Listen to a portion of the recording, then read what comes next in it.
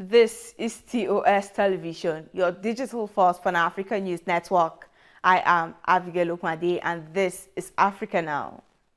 A British subsidiary of mining and trading giant Glencore on Tuesday formally pleaded guilty to 7 counts of bribery in connections with oil operations in Cameroon, Equatorial Guinea, Ivory Coast, Nigeria and South Sudan.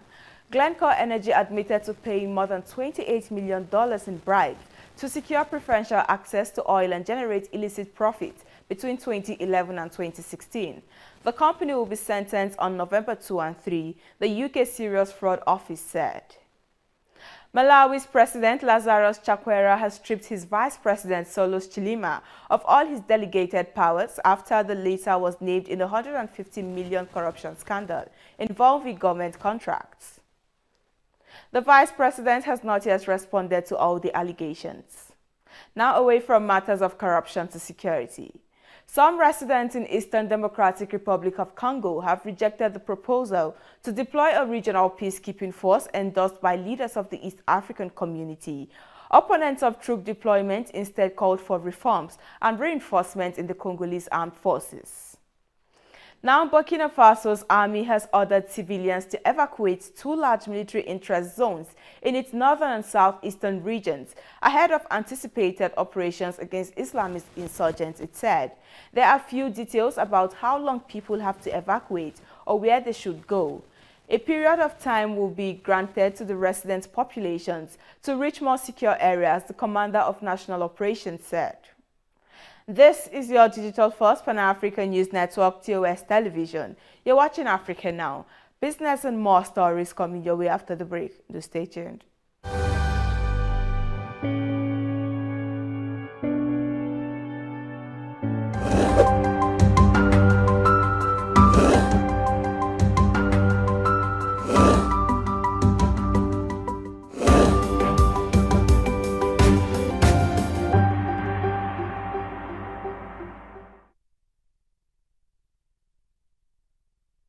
Welcome back in business. Nigeria's Midstream and Downstream Petroleum Regulatory Authority has insisted that fuel price must remain at 165 naira because it is a regulated product and the prices are fixed. Reports say filling stations across Lagos and other states are selling petrol at 185 naira per litre or more. Now, President Muhammadu Buhari explained to the International Monetary Fund and the World Bank that he ignored their advice on fuel subsidy removal to ensure sufficiency in local refining and to ensure wider consultations with stakeholders. The World Bank and the IMF had expressed worry over Nigeria's massive spending on petrol subsidy at the expense of investment in infrastructure. To politics.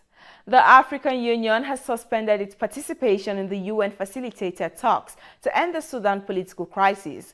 Its representatives in the talks cited lack of transparency and exclusion of important political actors from the process.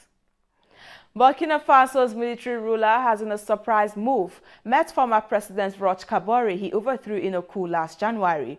Officials said the meeting showed Lieutenant Colonel Paul Henry Damiba's desire for reconciliation and that the country's security situation was discussed.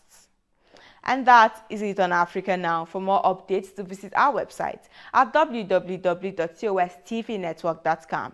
Follow us and like our social media handles on Facebook, Twitter, and Instagram. Remember to subscribe on YouTube. Do stay with us and enjoy more programs on TOS Television Network.